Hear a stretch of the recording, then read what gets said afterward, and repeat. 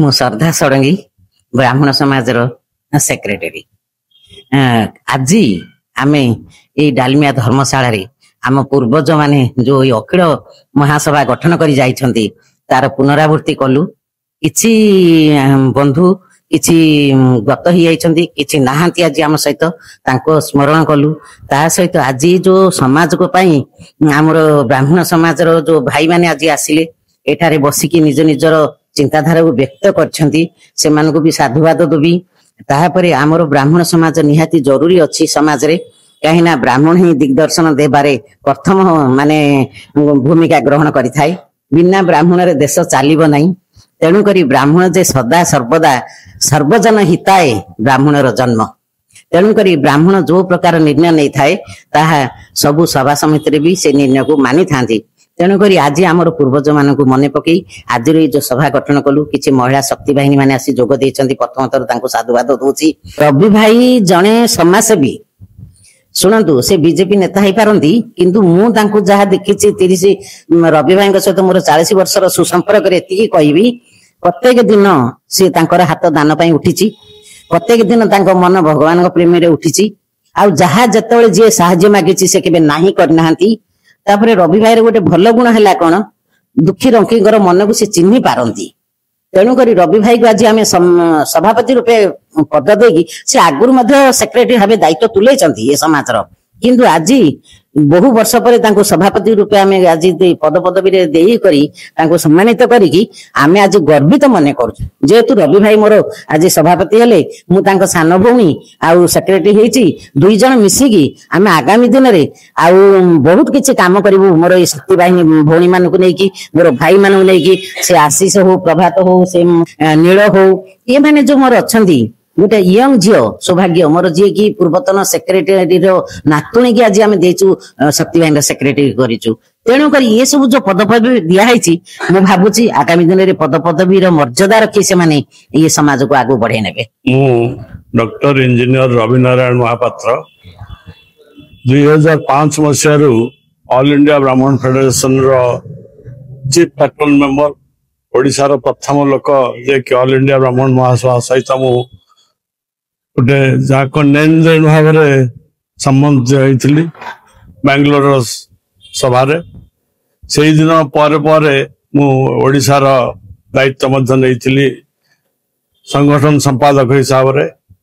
तापर राज्यर तरफ मत कोटाशंकर शर्मा प्रेसिडेंट हेले से राज्यर सर्वभारतीय स्तर में जनरल सेक्रेटरी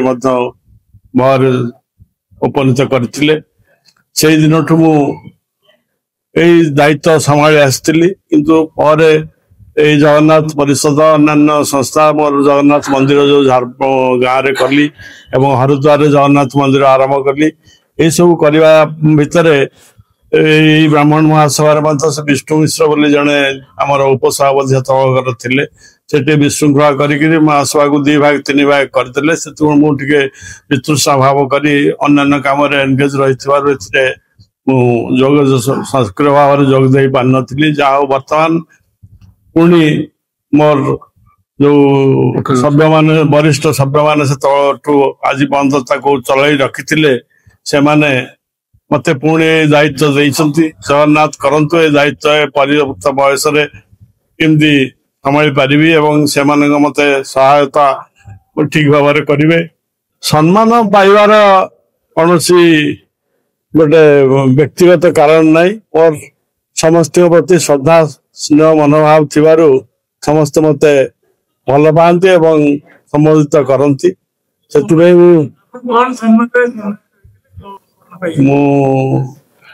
गत काली आमर जो जगन्नाथ बेश और नागार्जुन बेश हूँ मंडप से मत संबोधन करा चमर सेवा करने मत आमर कार्यकारी सभापति भास्कर मिश्र मो मुंडे जगन्नाथ पाट बांधी यही पाट बांधिक चमर सेवा करने तेणु यही सब कार्य कर मत लोक मैंने मोर परिवर्षिक जो मैंने अच्छा मो सागर मोर उपदेष्टा से समस्त टे मते भल पाती तेणु सम्मिलित करते मु तांको प्रति कृतज्ञ एवं मोर ए काम काम जगन्नाथ सरलदला करिया पे मते सहाय होंतु। मु सौभाग्य मंजरी दास आज मु एठी आसी नयगढ़ रु आसी एठी रोज भ्रमण मास माने साथ निजे आपण मान को इधरे शामिल करछंती हमें बहुत कम बयसर केमती आग्रह हला कोन रहिछि।